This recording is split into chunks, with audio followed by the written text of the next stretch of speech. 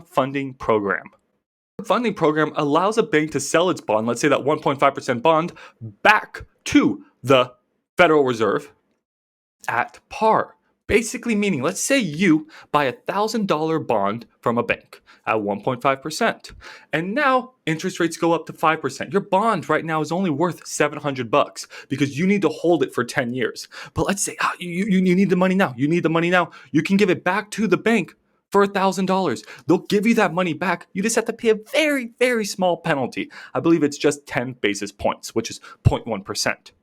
So these banks have automatic liquidity. It pretty much turned a bond into like a liquid CD, if you want to think about it in more finance terms. This is an amazing deal. Imagine you, when Elon Musk was on SNL, you YOLO bought Dogecoin for almost $1, but it went down in price, and it went down in price a lot. But you could go back to Robinhood and return that Dogecoin for $1, but only have to pay a 0.1% penalty. That's amazing. That is what the government is offering to these banks. It's the perfect solution, right? So now everybody wins, but they don't win. They don't win. They don't win. Let me explain. There's a misconception going on where people think that the government is not creating new money.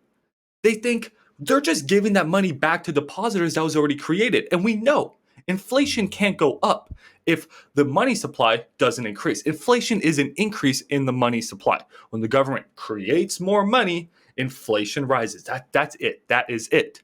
But if the government's not creating more money, this is not inflationary. This is the perfect solution, and everybody wins. Wrong. It is inflationary. Let's just walk through this really, really quick because I don't think enough people are thinking about this. You give $100 to the bank. Okay, so your $100 goes to the bank. The bank buys a treasury bill. Let's say a 10-year treasury bill. All right, the YOLO long treasury bills. And so they take your $100. Maybe they put $10 in the bank. Ooh, thanks, bank. And the other $90 they go buy a bond. But for simple sake, let's just say that they buy a $100 worth of treasuries. Okay, they go buy $100 worth of treasuries. What is treasuries? It's a U.S. government debt. So the U.S. government needs $100. So it says, hey, shoot, I need $100. I can't tax people anymore because they're going to riot. What should I do? I'm going to write them an IOU. So the government says, if you give me $100 right now, I'll give you X% interest. Let's just say 5% interest every single year. So I'll give you $5 every single year. And at the end of the term, at the end of maturity, let's say it's 10 years, I'll give you $100 back. It's an amazing deal for the government. It's awesome. So the government writes that IOU, and the bank now gives that $100 to the government. Okay, so the $100 went from you, it went to the bank, now it went to the government. What do you think the government does with that money? This is the important part. What do you think the government does with that money? Do you think it's just putting it in its coffers and saving it for a rainy day? BS. The government YOLO spends it. They love spending money. That's the best thing they are good at. They're great at spending money. You got to give them credit. Now, you want your $100 back. You I don't know what the heck you want to do with your money. You want your $100 back. So you go to the bank, you're like, hey, bank, can I get my $100 back? The bank's like, oh, bro, I don't got your money. I loaned it to the government. But you're like, I need my money, bro. So they're like, what should I do? BTFP, Bank Term Funding Program. I'm going to go use my Bank Term Funding Program insurance. So they go back to the government and they're like, hey, government, I bought this treasury bill and like I would sell it right now, but interest rates went up and it's only worth $70. And my client, he wants his $100 back. He's sort of annoying. I don't know why he wants his money back. That's not fair. But like if I sold this right now, it'd only be worth $70. So can I just give it back to you and you give me $100 back? Maybe a small penalty, but whatever. We'll talk about that later. The BTFP is like, absolutely, bro. We have like $25 billion in reserves that we took from taxpayers. So that's the deal. The government then gives that $100 back to the bank. The bank then gives that back to the client, and everybody wins. But wait. Where did that $100 come from? How did the government just magically get $100? I just said they spent that money. Did they pull it back from what they spent? No, they don't do that. They pay one of their politicians off or whatever. You think they'd take that money back? No way. They create more money. So the first batch of BTFP funding, what the government is telling you is it says it's recycled money that we had saved from 2008. Yeah, BS. Sure, it's a little bit of leftover money that you stole from taxpayers back then. But that's not enough to cover this entire program. It's not enough at all. It is not even close. JP Morgan just came out with a report saying this new program could go as high as $2 trillion. Did you hear the government telling you, we're going to spend $2 trillion bailing out the banks? No, they're not going to tell you that. They're going to say they're going to use recycled leftover money that they saved. BS, it could go as high as $2 trillion per JP Morgan. They think it's going to be more likely, maybe going to be around 460 billion, but still, that means that money needs to come from somewhere. And where do you think that money is going to come from? Where do you think it's going to come from? They're going to either tax you more, which they probably will, but more than likely, they're going to create this money. They're going to create this difference. So let's walk back through this example.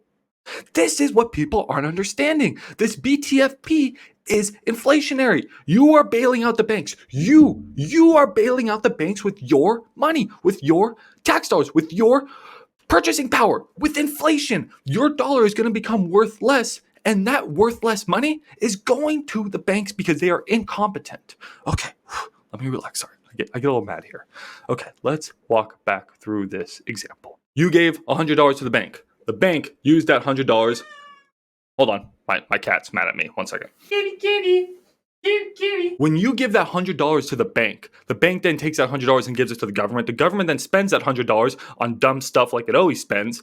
Now, your depositor, you want your $100 back. It goes to the bank. Hey, bank, I want my $100 back. Oh, we don't have your $100. It's only worth $70 now because we have an IOU from the government that's now worth less because interest rates went up. That 1.5 person is now a 5, and we don't, nobody wants that 1.5, so now it's worth less. Blah, blah, blah, blah. Okay. Let's use a BTFP insurance. Okay, great. Hey, government, can we, exchange this $70 back for $100? Oh, sure, bro. Let's do that. They exchange it. Where's that magic money coming from? It is coming from the money printer. Jerome Powell. He's going to create that difference. Then he's going to send that difference back to the bank. The bank's going to send that back to the person, and the person's going to have that money. This is inflationary. That is the BTFP in essence, and that is how it is, my opinion. We'll see how it plays out. But in my opinion, it's going to be inflationary for the economy. Nothing is free. I mean, come on. We know nothing is free. And I'm hearing all these people on FinTwit, on the news, talking heads on CNBC, are political figures in the government. They're just saying how this is the greatest program ever, and it's going to save the day, and it's going to prevent a 2008 recession. And I'm just like, you think things are free? You think you can trick me by saying that you created this thing in like 3 hours and now it's going to save the day? No. There's consequences to every action, and I think we're going to see these consequences play out. If more and more banks fail, they're going to have to create new money to bail out these banks, but they're doing it through the BTFP and all this complicated money moving that you do not understand. Because if they just said, oh my God, this bank failed, they came out in a press conference, my fellow Americans, we just printed $1 trillion and we gave it to these banks. Do you think that people are going to be happy with that answer? No. So they have to trick you because they think you are stupid. They think you are dumb. So what they do is they complicate all this, and then they create money and they put it through all these complicated loops and terms and jargon so that you don't understand that your purchasing power, your dollar, is becoming worth less.